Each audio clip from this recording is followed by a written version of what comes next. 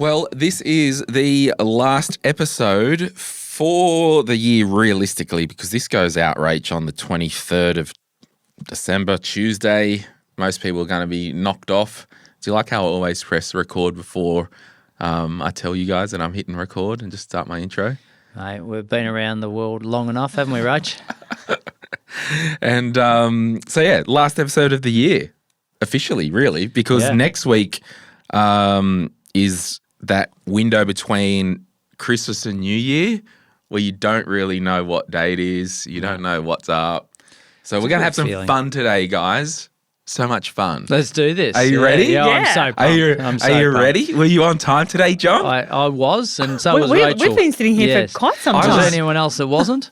Well, it's funny. In the diary, it was from 9:30 a.m. and it's now 10:30 a.m.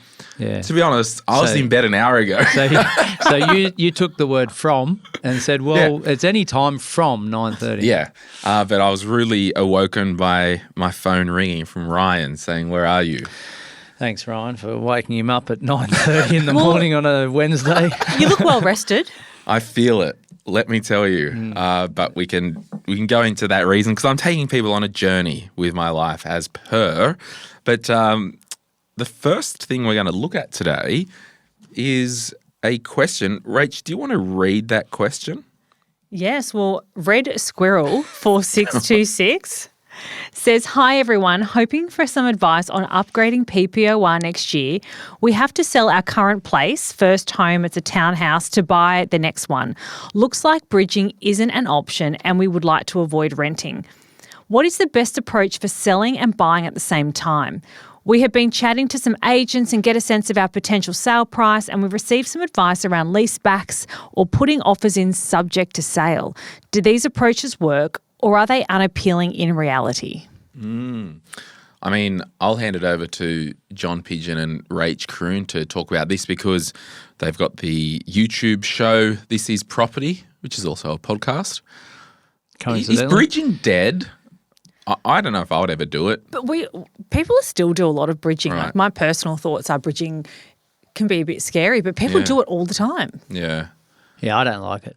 Personally, I would never do it. I'd always recommend against it, but people do it. They want what they want, and bridging's an option. So Red Squizzer, it's great that they don't give it to you as an option because I would prefer not to. I think it's a common one where we want an ideal world, don't we? We want a situation where we're selling our current home and then buy our next one, and then we move out of that property and move into this one straight away, and it's all clean. Simultaneous settlement. Yes, so it's all just the stars are all aligning. The facts are the stars don't align generally in markets where you've got no control over what's happening, right? So would we agree in the world or in Australia right now that majority of markets are quite warm to hot and we've got limited supply and high demand? That's right. So we're not going to have any trouble selling said property. We may have some issues trying to find something to buy. So where I'm going with that is with the first part of it, fine. If we can get a longer settlement, that's highly encouraged, isn't it, right? Just to be able to say, right, maybe I can squeeze a 120-day settlement out of the potential buyer, and that gives me 4 months to go and sort my stuff. It'll be the other side that you may have the complications with in sense that you might have 5, 10, 15, 20 parties trying to bid against you to buy this potential house, and one comes in and says, I can settle in 30 days. Yeah. Others might say, well, 50 days, 60 days, whatever it may be. The vendor basically has the control because of the type of market that we're in. You guys work around a lot of property transactions. Do you see it much in the wild that you actually get a simultaneous settlement? We do hundreds of simultaneous so settlements a year. It is a thing. I know it's a thing, but is it actually quite common that you see it? I think it's common if it's well project managed from the start. You can't jump in. We can't jump in 5 minutes before settlement and orchestrate something like that. But with clients that you work with from the start before they sell their home, absolutely. You can do everything you can to make sure the chances of a simultaneous settlement are high. So the way I see it, I would imagine to get it perfect, there's risks on both sides. There's risks of finding the actual house that you want to buy, and then there's the risk of selling the one that you're in, right?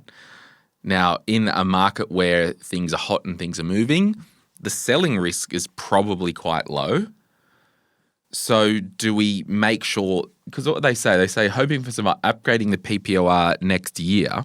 And if you are watching on YouTube, we are trying to get a bit more YouTube good. And I'm putting the actual text of the question up there. So the approach of selling and buying at the same time, I think my question to both of you is, in a perfect world, the best way to do it, to find a place and then buy it and then list? My opinion is that you need to look at your personal circumstance, and depending on your equity position and your income position, the advice would be different. Right. Your options. Because if you were to buy, sorry to interrupt you, if you were to buy first, obviously bridging enters the chat. It doesn't have to. Right. Some people have enough equity and enough income to be able to buy first and then sell without engaging bridging. A lot of people can get the finance to hold the two at the same time, even if it's only for a very short period of time. And that doesn't need to be bridging. However, I would say the majority of people, it's this. This is the process for the majority of people that don't have a huge amount of equity and income to be able to have a lot of choices. It is, you get a pre-approval first. You don't list your house without a pre-approval to know that what you're looking at is something that's achievable for you. You can get approved for the next loan. You know that everything's going to be fine before you list your home and uproot your family. Then you sell your property, but you do that with an extended settlement. So a lot of the time you can get a 3-month or a 4-month settlement on your property. So at least you control what you can control by saying, we're going to sell our house, but there's a condition, extended settlement. Yeah, we might be able to bring that forward. But from the time, let's say you do a 4-month settlement, just for argument's sake, and you've got, from the time you exchange contracts, you've got 4 months. You've got 2 months or 3 months to go and find a property, and then you've got a settlement period there. So that's the low risk way to do it. And then you try to get the agents and the conveyancers to orchestrate a simultaneous settlement. It doesn't always happen, but if you plan it from the start, you can have a really good chance of doing it. Now, that's not always going to work for everybody, but I would say that is the majority of things that people do. That's the process the majority of people take. Yeah, so going to Red Squirrel's advice that they're getting at the moment, from some agents, and I don't know what planet these some agents are living on, but leasebacks or subject to sale in this climate's not going to work. No one's going to take a subject to sale offer. No. In this world where you're competing against people that are ready to go. If you've got your house exchanged first, then you can go and be a confident buyer. You've got your but once you've exchanged contracts on yours, you can go and buy without any sort of conditions. The only reason a leaseback might work is if you get an investor that pays too much for your property that you can't resist and say to them, look, we want to live in this property for the next 6 months while until we find sort a our property. own Absolutely. stuff out. So, but that's the thing. I think I would be doing the Rach approach first, even if it was a third or fifth tier lender. Like if they were tight on finance and you could throw them with Pepper or someone like that. Oh, yeah. Generally, if it's not a main lender, I'm not doing it. Okay. That's not the Rach approach. Yeah, okay. No, absolutely This not. is the Glen Fast and Loose approach, and I like That's it. Glenn not listening to Rach approach. Yeah. So, yeah, you're trying to get a longer settlement. But I think the whole thing is, if you're doing this, you can't dick around looking for the perfect home if you've got the house sold and you're in a longer settlement period. 100%. And everyone, like I've been open about my own journey. I went and fell in love with a property before I sold, and I stuck the 10% down before even having my house ready to sell, and I took a huge risk. So you got property fever. And I did, and a lot of people do that. A lot of clients, this is the approach we would recommend, and they still go the other way, and that's fine. If you want to take that risk, you can take it. And in this kind of market, some people do, and it's fine, but you need to understand the risk before you take it. And for most people, the risk is less to rent for 6 months than to potentially lose a 10% deposit. And also for the red squirrel, the risk is also paying too much for the home that they want to buy purely because they've got a time-ticking bomb sitting in the background saying, I need to buy something, so now I have to go and buy it. So I'm just going to grab something and pay 50 overs for it. Yeah. And I was doing some real loose numbers, and because, everyone on the planet knows that moving house is the absolute worst thing in the world, right? 100%. It's just less of being a plumber. I don't know, Safest job in AI, apparently. I think plumb's a great job. Plumb's great. I mean, I wouldn't like to unclog toilets, but either way. It's technology that stops them from having to do that. What I would say is I need you to step back and have a look at your overall situation. And if that means that we are selling an asset worth $700,000 or $800,000, right? And buying a new PPOR worth $1 million, right? If you have to spend 0.2% on, is it 0.2%? I think so. It's early. No, it's going to be 2%. Yeah. If you have to spend 2% of the initial purchase price of the new property to make sure you get the right property, I think that's okay. And you're looking at me funny, like, where's this 2%? Where's the 2% coming from? What are you on about? So what I'm on about is if you had to sell the house, get cash in the bank, pay a removalist to go and put it in storage costs, it's actually cheap storage, call it $3,000 for 3 months, like it's actually not expensive storage. And then rent for, 3 months, could be $13,000, whatever the price is. So this exercise, if we had to allocate $20,000 in the process, which could be 2% of the new purchase price to make sure we do it right and don't get screwed, that's a conservative approach I would be taking. Yeah. We're selling, slow down, moving sucks, okay, sure, pay a removalist. Could be $3,000 each way to the storage and then back to the house. We're paying a removalist. Yeah. Then we're going to rent for 3 months and buy in a methodical way because the house that you might want in the desired area might not be for sale. Yeah, I think they're wanting to avoid that though. That's the whole premise of the question. Yeah, that's right. But I'm saying, are they wanting to avoid it because of the hassle? And I'm like, yes, I get that. But if we put money to something, we help remove hassle, aka storage and removalist. I think paying it's fear. someone to remove I think it it's and fear paying of the storage. unknown. Yeah. So a lot of the time people look at this, and I see this every day, they look at these scenarios when they're upsizing and it feels overwhelming. But when you break it down into scenarios, and a lot of the time, here's the 3 options that you can do. Here's how all of them will look financially for you. It makes it, people find it easier to make a choice. And I've got clients at the moment we tried to organise a simultaneous settlement for, and it was supposed to be for last week, and we couldn't make it happen. The place that they bought, the owner wanted a 30-day settlement. There was no exceptions. They were competing with so many other buyers, and they're going to move in this Thursday. All their things had to go into storage for 9 days. But again, that's still so much smaller than had they risked their $200,000 of a 10% deposit without selling their home. And that's what I wanted to, and I know we've probably already put a pre-roll ad into this first segment because we've kind of gone over the 8 minutes that I like to keep it, so apologies. That's why I really want people, when you are looking at these big things, to reduce fear and anxiety, we need to put numbers on the table. Yeah. And if you said, oh, John, or if I said, John, we can make this less stressful, but it's only going to cost 2% of the new purchase price, and you can take all the urgency out of it. There's dicking around because obviously when you've got a removalist, you've still got to kind of be there and be like, that box, no.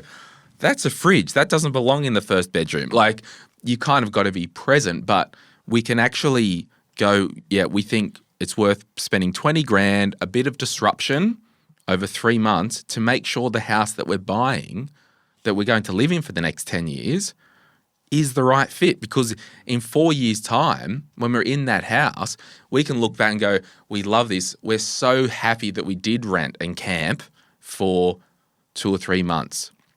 So all that to say, speak with your mortgage broker. And this show is actually brought to you by Sphere Home Loans. We are pro mortgage broker here.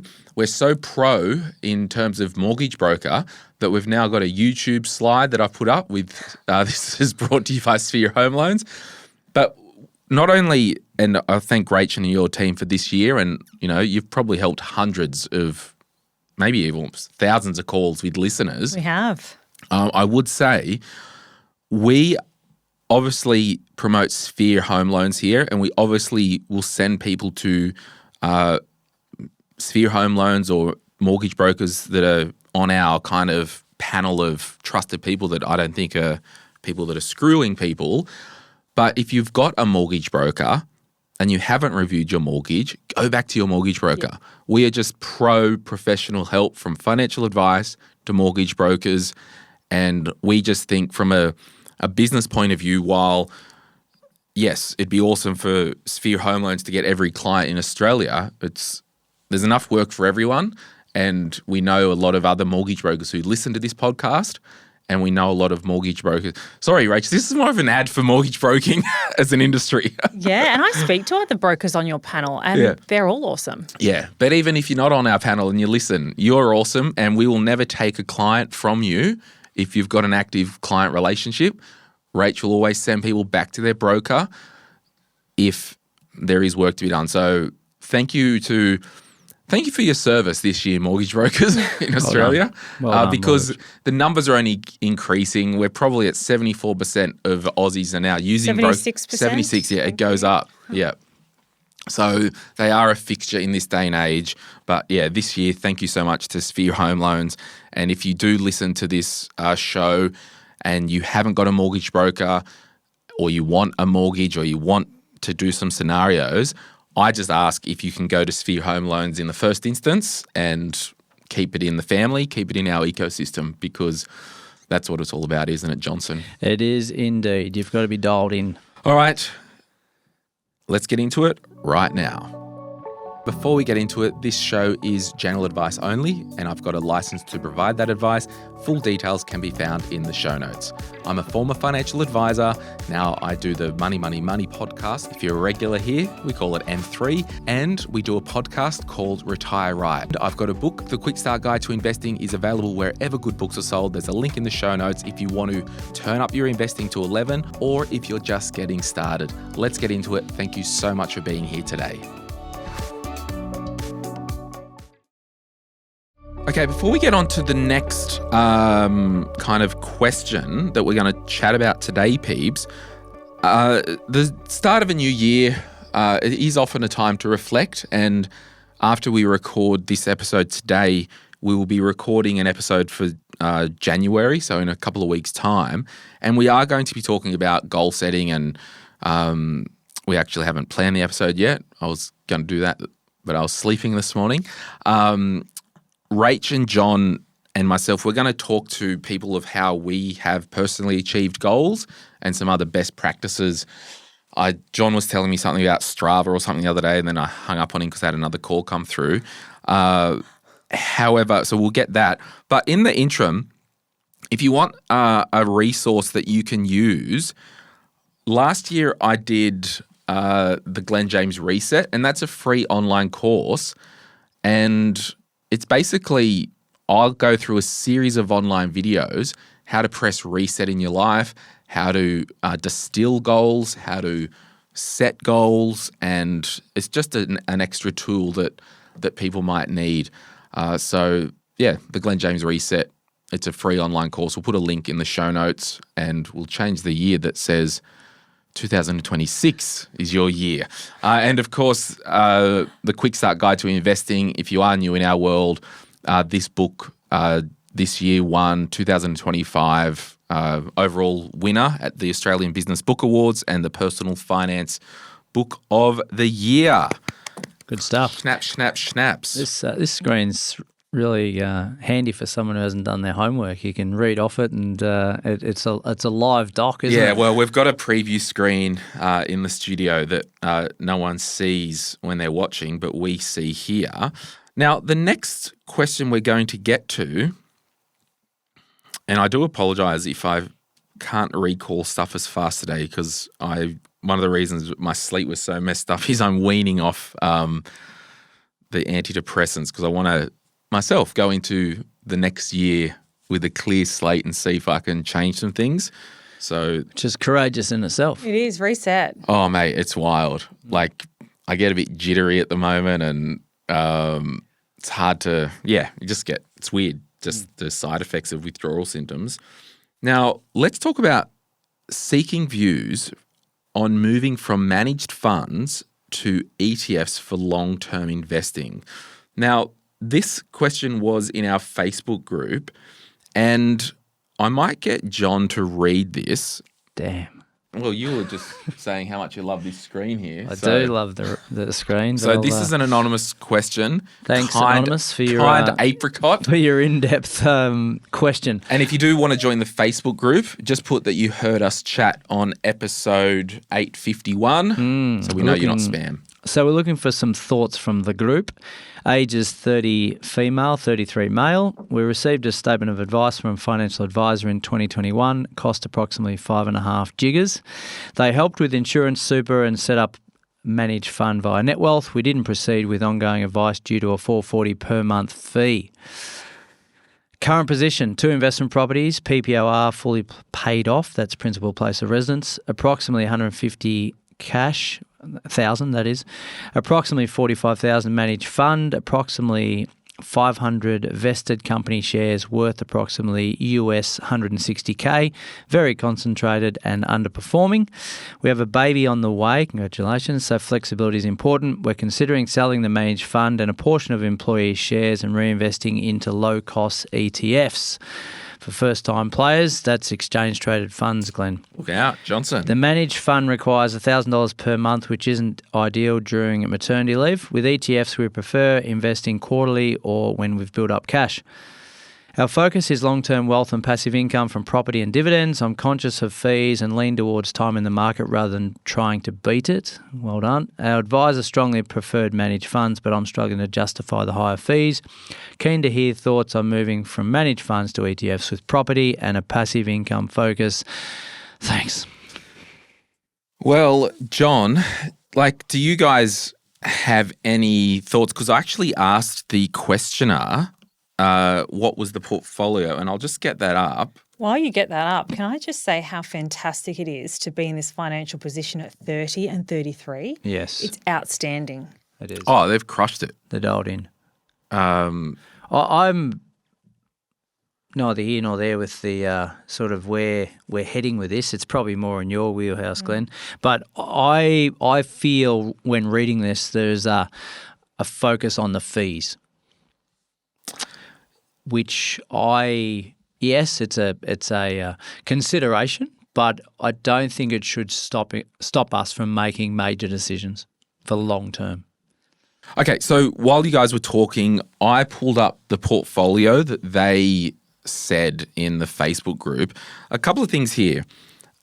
Net Wealth Accelerator Plus. Number one, Net Wealth is the platform, and that's where the money is housed. You do not need a financial advisor for net wealth, okay?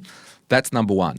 Number two, the $1,000 a month, and this could be because it was 2,000, and this is the crazy thing.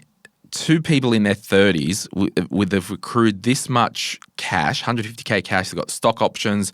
They've paid for their house, own the house outright. 45K managed funds. Money ain't your problem at the moment. Enjoy the baby, take a year or 2 off work. But because the advice was presented, and I have no idea who the advisor was, in 2021, that $1,000, I would go out on a limb and put my house on it that's not a minimum okay? So what you can do, if you kept net wealth, for example, you could actually put money into the cash account and then every 3 months place the trades. So that's the thing. So that's number one. Number two, with the ETFs versus managed funds, and this is more me being a purist and just kind of helping newer listeners to the party. ETF versus managed funds, you can't say, I don't want to invest in managed funds, I want ETFs, because ETFs are cheaper and ETFs, I can put money in whenever I want. A couple of things. They are just the structures. A lot of ETFs are passive and just track the index. Like on this person's portfolio, they've got Vanguard Australian Shares Index Fund, they've got Vanguard International Shares Index Fund. So they do have a portion, and I don't know the percentages, but they do have a portion here to index investing, right? Now, these managed funds there, the Vanguard Australian Shares Index Fund, that's a managed fund that's index. You can also get the VAS ETF, Vanguard Australian Shares, which is index, but the structure is different.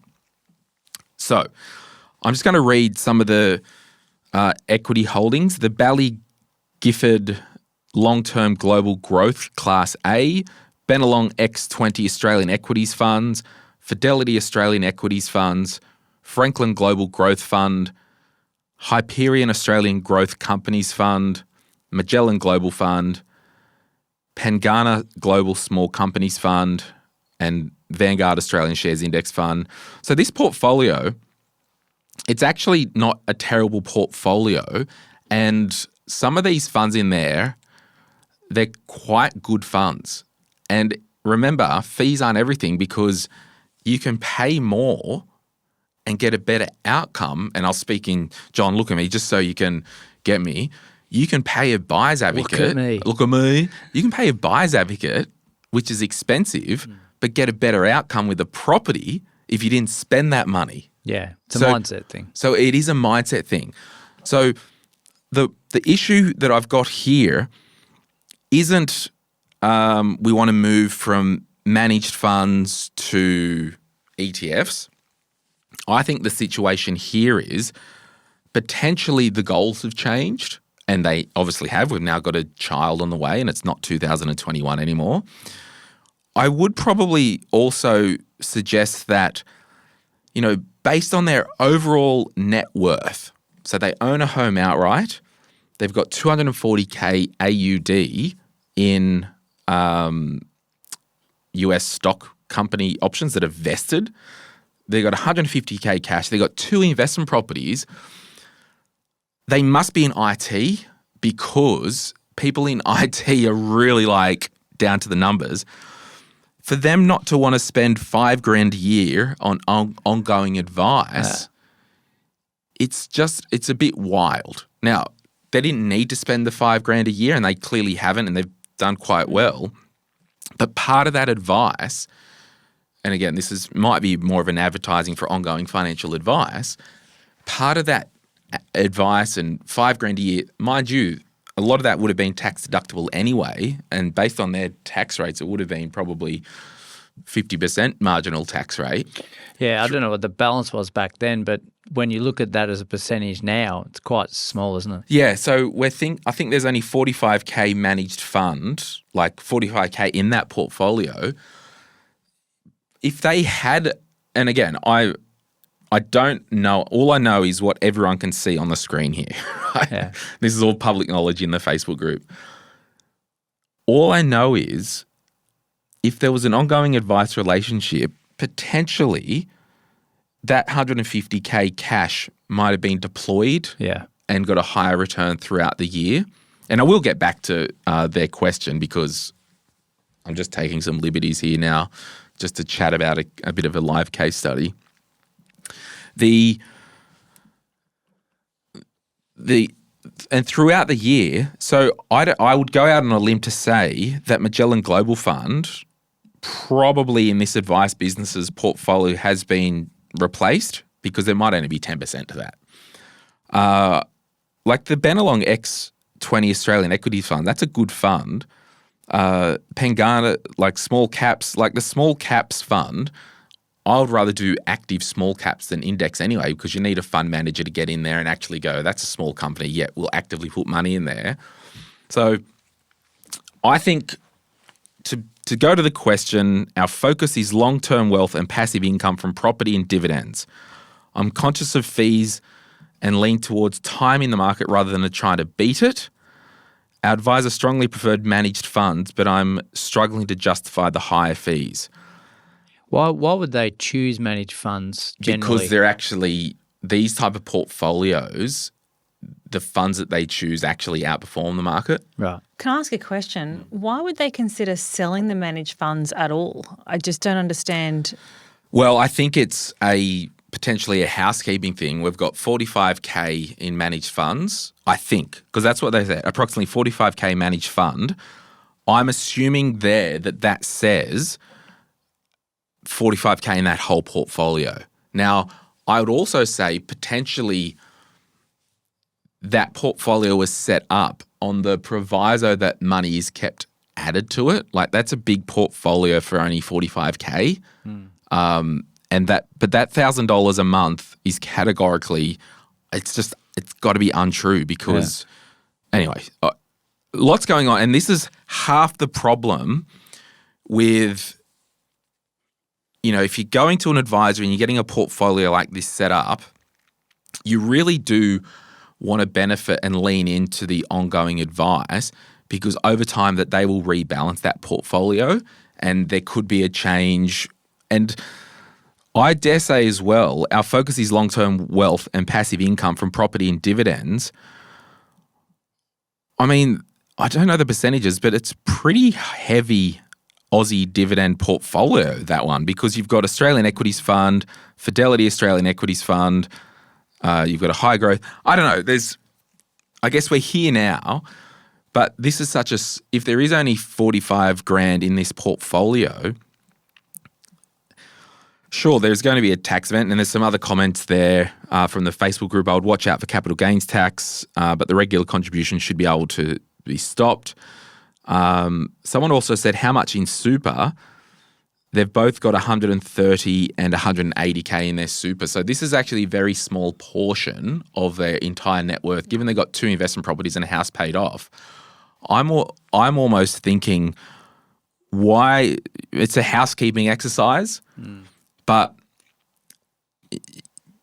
our focus is long-term wealth and passive from property. If your focus is long-term wealth and property, I would be looking at potentially allocating money ongoing to super, because that's a long-term investment. I will also, we're dealing with a first world problem, aren't we? Really, we really are. Like, there's a lot, and these people, these are high net worth individuals, and they would act. And I get it. This type of personality, you see it online all the time.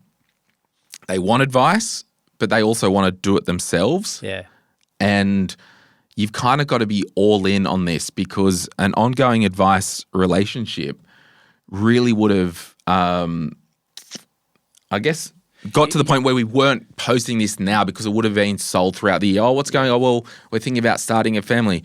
Okay, that's new information. Let's pause this now. Let's actually do a strategic sell down because there's been a change. Yeah, you would have formed that relationship with your advisor ongoing. So you're working through the journey together, aren't you, with a common goal, or that goal's been outlined in mind. Someone said there to watch out for capital gains tax. Like you've made money. Like it's secondary to the conversation, isn't it? But I mean, I don't know. If you focus, our focus is long-term wealth. Something has changed since like 2021 and now. And they might not have owned the house when they first got advice. I don't know. I just thought it was a very interesting situation.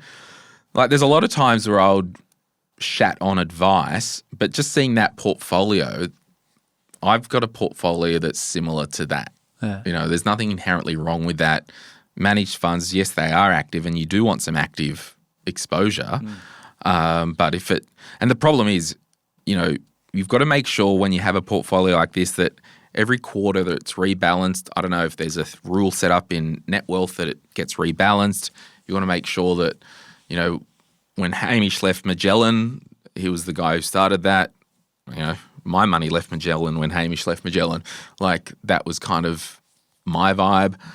But yeah, I don't really have any other things, you know. Keen to hear thoughts on moving from managed funds to ETFs with property and a passive income focus. Well done, Con Apricot. Yeah. You're killing it. Yeah, you're killing it. I would probably just stop putting extra money in there, and then potentially over time, if you do want to close out the portfolio, I mean, maybe if someone's on mat leave and it's half in their name, do that. Yeah, it can be managed, but there's nothing that I see that is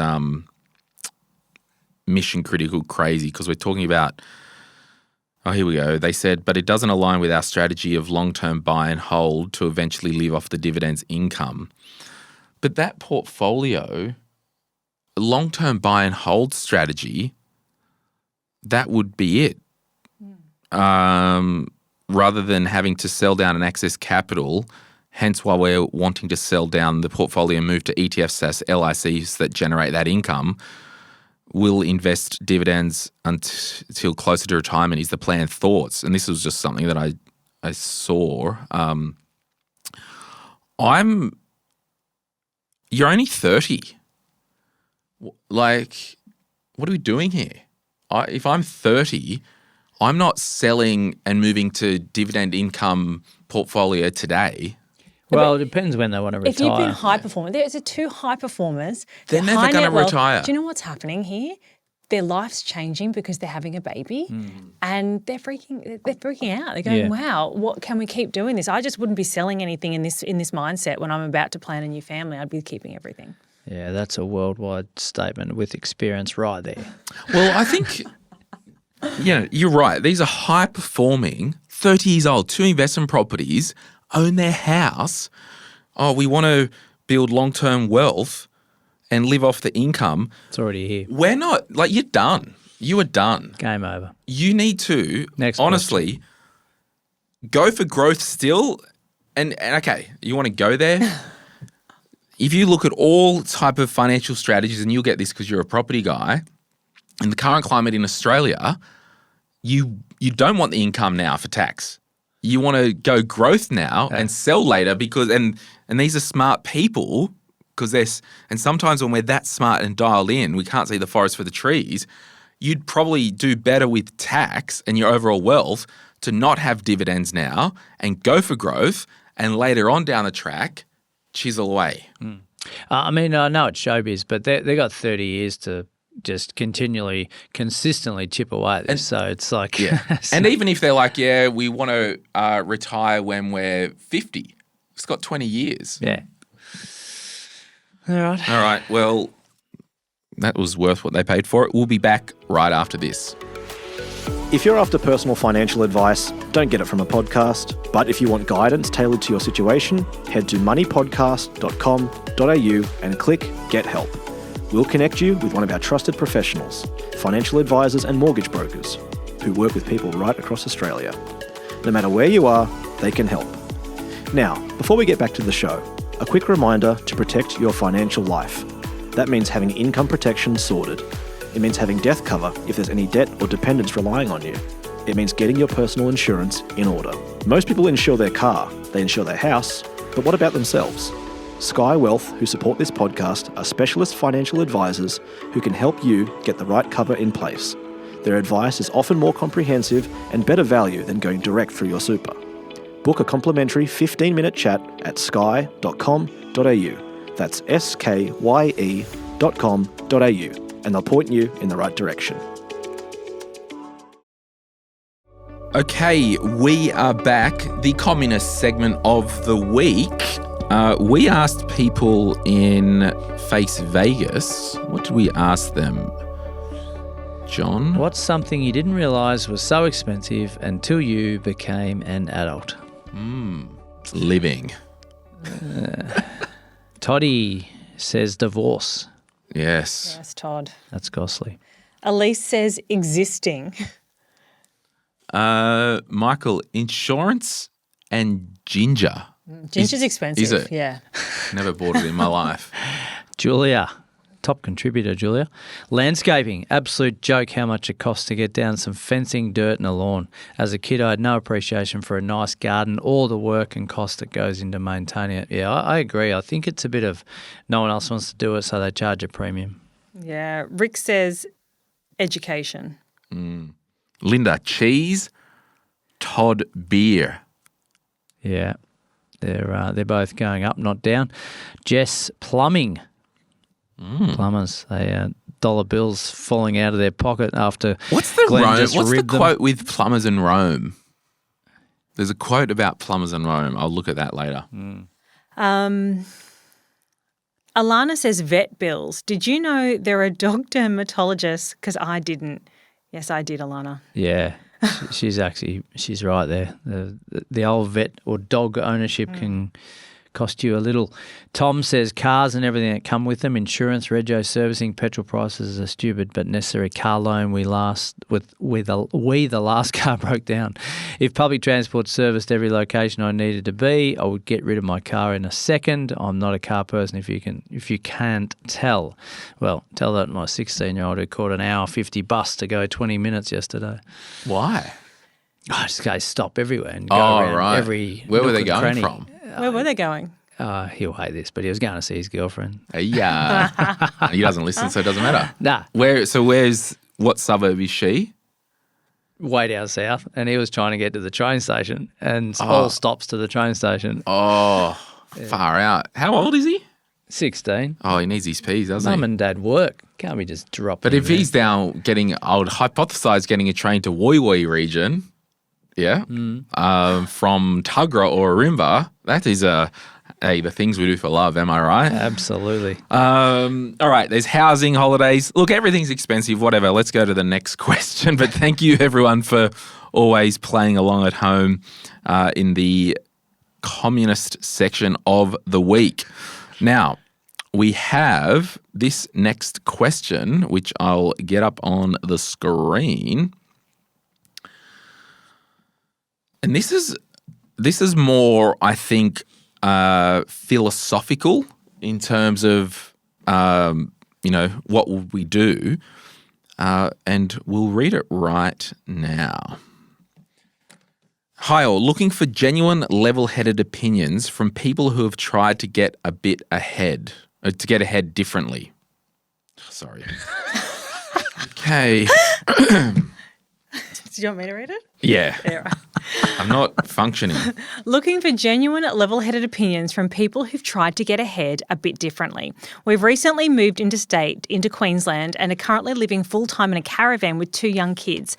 Our house down south is rented out, and instead of jumping straight back into another residential mortgage, we're considering buying a commercial block to set up a storage-style business, caravans, boats, etc. It's 100+ acres, close to major rural hub. The thinking is use the commercial asset to generate income, keep personal living costs low, short-term, medium, build cash flow before locking into another family home. On paper, the numbers stack and demand seems strong locally, but it's obviously not the conventional path, especially with kids involved and commercial debt carries different risks than residential. The things we're weighing up: caravan living as a cost control strategy, not lifestyle hype, commercial versus residential risk and finance, cash flow versus comfort in the short term, building an asset first, home second, doing this without nearby family support. I'm interested in hearing from anyone who's delayed lifestyle comfort to build income assets, bought commercial property as a first or early move, lived cheaply on purpose to get ahead, taken a calculated risk that paid off or that didn't. The move of our business and family have left us a little cash poor currently, but asset LTV are very healthy and income and work in Queensland is excellent. What would you watch out for? What would you do differently? At what point does discipline and delayed gratification tip into unnecessary stress? What do you reckon, Johnny boy? Bit going on. So just the LTVR for the listeners, loan-to-value ratio, isn't it? That asset, yeah. Asset loan-to-value ratio, Yeah. very healthy. Yeah. look, are we using names here or just? I don't know. So, yeah, Jess it is, isn't it? So, Jess, in a lot of ways I'm reading that saying, personally, I've done a lot of that. So you do you, and don't be concerned about what the mobs are doing, would be my first comment. Like caravan living as a cost control strategy, not lifestyle. Knock yourself out. If you want to live in a caravan, that's fantastic. Something different. It's just a time in life where you just look back and have some cool memories. Commercial versus resi risk and finance rates, you can probably talk to that and the differences there in lending. But, I mean, essentially pros and cons. Like if you're buying a commercial building or shed or whatever it might be, then it's really an investment. So it's not as if you're falling behind because you haven't bought your owner-occupied home. Yeah, well, the commercial lending's not a bigger risk. It's more the commercial asset. The asset, if there's a risk. 100 acres plus close to major rural hub. I mean, they must be in regional. But you in some ways you would look at that and say, well, 100 acres versus a residential block in town, the 100 acres may perform. No, I mean, I'm actually in principle, like if there is demand to do caravans and boat storage, go for it. Yeah. I think what I'd probably be looking at is this question sometimes comes out because when people like Jess and her partner do things that are, 4D living in a 2D world type stuff, when they're talking to other people, it gets shut down because it's too risky. And like we're three business owners here, we inherently live in a different risk band or different risk spectrum than the average PAYG worker, right? Just like that's just a fact. So what I would probably encourage them to do, I was just like, if you're buying 100 acres, there might only be 4 that are usable. I don't know. That's a big plot of land to store cars and 4-wheel drives on. Like you could start that business and fence off a 1,000 square meter section for storage and then grow. Yeah. The thing I would say is potentially, depending on what their situation is, can they buy that in their super fund? Or, you definitely, well, I don't know, I'll probably recant that thought, but can't live in it. They can't live on the commercial, but at least buy that asset not in their own name, in probably a unit trust, probably a family trust. Yeah, there is that important side of it, isn't it, to just talk about the long-term planning of that asset. Yeah, and most people do commercial later on in their strategy. I mean, we said all the time, the blueprint generally is you go residential, and maybe the fourth one is commercial and you've got a lot more equity because equity's the hard thing when it comes to commercial. But also you've got a lot more risk practice. Appetite because you're happy for a bit of vacancy and things like that. But it sounds like they've got the equity side sorted. It's just about getting comfortable with the risks of the property and really understanding it before they make a move. And in a lot of cases, storage is a real issue in a lot of areas. So there might be a great, fantastic opportunity here that they've got their hands on, and they've got no bad debt in their life. So that part, and probably speaks to what you've mentioned, Glenn, they're talking about maybe doing this without nearby family support, building an asset first, home second. It's almost like it's don't go there. There's too much. Maybe they have spoken to people. It's like, the risks are too great there. But I actually don't see there's no bad debt here. Yeah, the only thing I would say is don't ever sell that property that they own at the moment. Just because when you take risks, it's always nice to have a fallback position. Yeah. Because we don't know what they're doing for work, do we?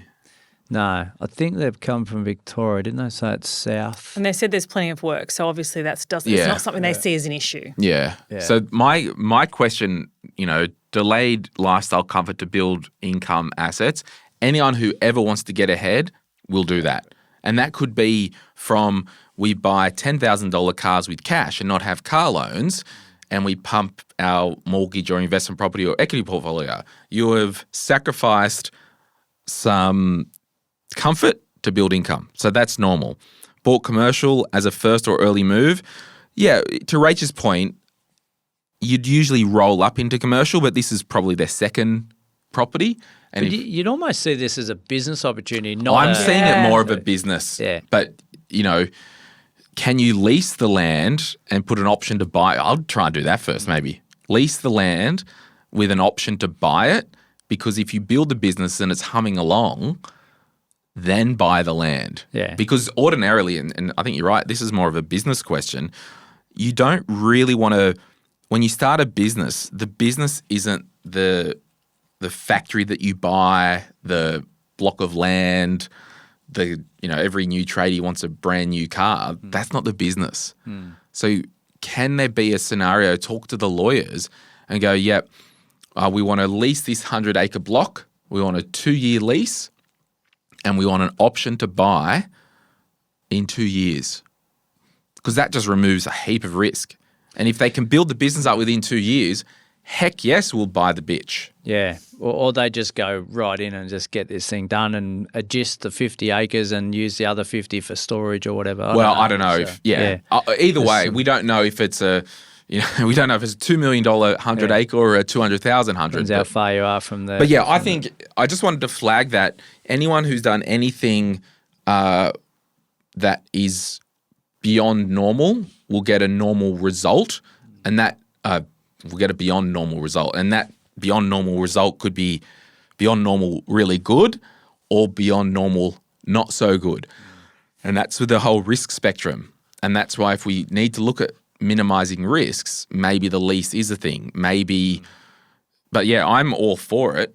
But also, if you don't want to live in a caravan with your family, don't do it. And you just have to sacrifice future stuff. Yeah, I think Jess is giving us permission for us to say go for it. Yeah, I think some of these questions are like, I need permission from somewhere because I'm not getting that in my local group of friends or family. Like that last part, at what point does discipline and delayed gratification tip into unnecessary stress? Well, like I don't see it being delayed gratification. Maybe we want to live in a McMansion in the city. That's great, or in that town, but it's a lifestyle decision to do what you're doing. You've got discipline because you're looking at an opportunity like this. So I don't think you just need to speak to the right people in legal, in finance, and in business, and then combine all that together. Yeah, I'm really glad that I didn't listen to the people in my life who told me not to take certain risks that I took. So, but also you want to make sure that you're both on board with this. It's probably an issue if Jess's spouse isn't keen. But if you're both on board and the kid's like, yeah, sweet, whatever, we love living in a caravan, just don't turn into that redneck hillbilly living on the block. There's actually, next door here, this is an industrial estate. The neighbour here, there's a dog that's in the yard behind. Like we can't see in, we can just hear it sometimes because we've got a big concrete wall. So the next block over, there's a dog. If I go outside, the dog barks. Or if I walked up behind the bush, you look in, there's a dog. There's a caravan in there. Someone lives in there. Right. And like, I don't think they're living there because they want to build wealth. I think it's just a cheap place for one of the workers to live. I think don't turn into that person that, I don't know, at the cost of living cheap. I'll finish my thought. And I don't think this is it, but there's some people who will send so much effort into living cheap, living in a caravan in someone's commercial industrial plot in Bennett's Green, just to have cheap living, but they've got actually no motivation to actually go and actually earn some money and say actually one more time. So I think that's I reckon go for it.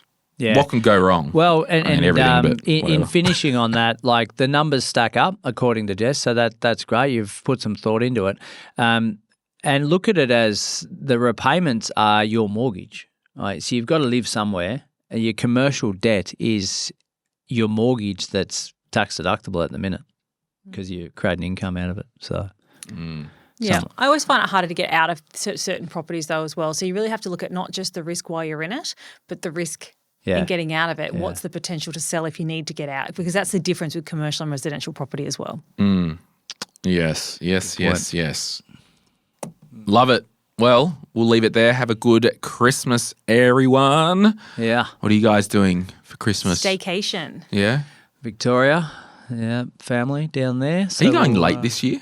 20th. Yeah, okay. So we'll get day 3 of the cricket in at the MCG. Oh, look out. In the members stand, no doubt. Have a Merry Christmas, everyone. Oh, this guy.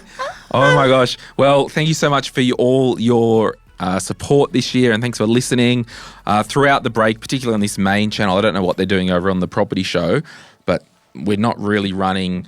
If we are running bonus rerun compilations, they're in addition. We're not replacing our Tuesday and Thursday episodes with reruns.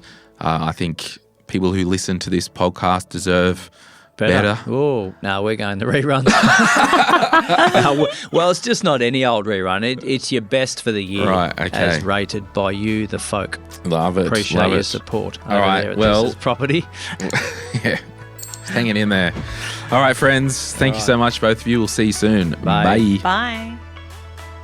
Any advice is general financial advice only, which does not take into account your objectives, financial situation, or needs.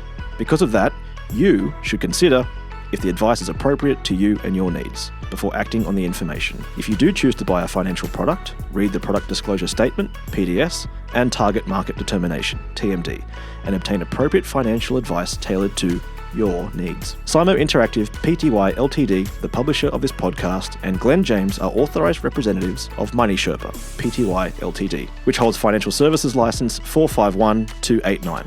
Opinions or comments from any guests on the podcast are theirs and not those of the host or the publisher or their respective license holders.